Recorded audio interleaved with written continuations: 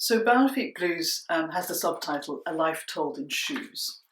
And I think it's because in my 20s, I used to wear high heel shoes and little girly shoes, little pumps. And I found them, they made me look so beautiful and they made me feel so feminine. But I found also that I didn't like that feeling of being uh, unstable, because with high heel shoes, you have to balance on these heels. And even if they're little pumps, the shoes are quite flimsy compared to men's shoes. And you can really feel the pavement, or if it's rough ground, you can feel the rough ground underneath those little thin leather soles. And although at one level I felt feminine and there was a power in that, I also felt disempowered and restricted. And it used to infuriate me whenever I went out, particularly to balls or to a party with men. They would have their sturdy shoes. They would look fantastic in their smart suits and their smart shoes. And they would be striding along in these big strides. And I'd be in my little shoes kind of chasing after them. And my feet would be hurting all night.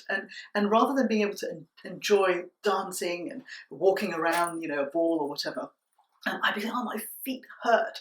And then going to work in London in the 80s, you have to take the tube, you have to take the bus, and I'm in these tiny shoes, and you can't really push your way through the crowd, and walking home at night after parties, I'd be anxious because I couldn't move very fast in my high heel shoes.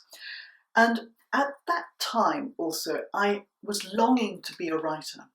But yet I was going down this path of being a high-powered lawyer, being the social butterfly. And it was only later, in my 30s, when I chucked up all my stilettos and high heel shoes, and I started to wear flat, sturdy shoes, Chelsea boots, biker boots, lace-ups and brogues. And that coincided with my coming out as gay. And I suddenly was able to just express my energy in the way that with shoes that you can run in, that you can stride in. It reconnected with that childish creative energy I had as a child in Malaysia when I was running around in trainers or barefoot. It seemed that life suddenly opened out for me, and my creativity just shot out with my more active energy. And it struck me that, gosh, isn't it interesting that these shoes, and I wouldn't say that it was because I changed shoes that suddenly I became creative, but rather the shoes were a metaphor of what I was trying to be.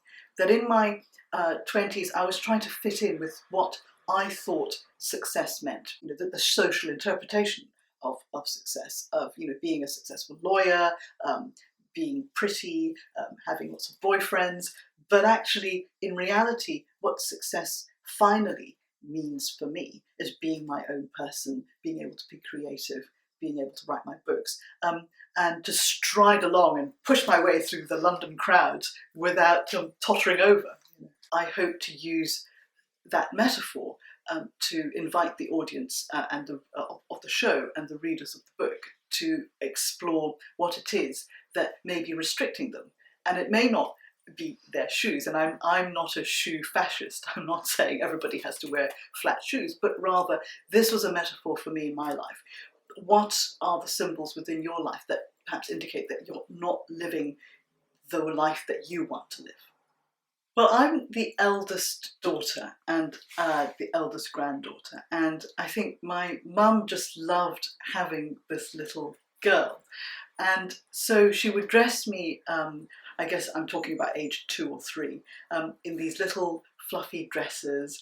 And she tells me that at that time, I loved being very pretty, and I would go with her to these kiddies shops, and I would choose the dresses myself.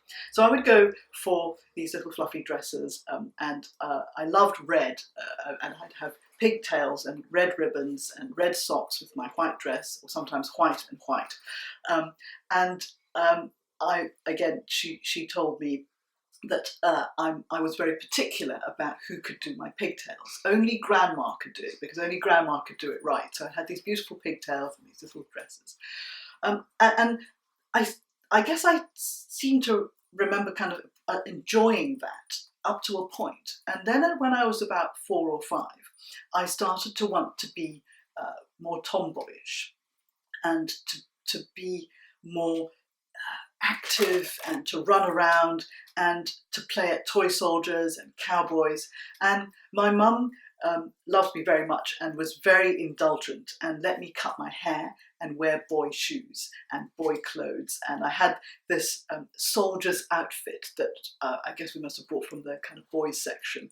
It was khaki shorts and khaki top with the studs and these sergeant stripes, and I had a machine gun and helmet, and it was great. And there are these pictures of me with my machine gun, looking really pleased with myself. And then at that time, I guess also because nonetheless I was still a girl, so I would still have to wear these little party frocks for birthday parties.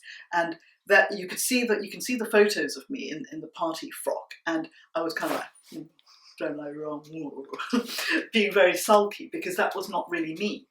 And so I went through my childhood having this conflict of wanting to wear men's clothes, boys' clothes.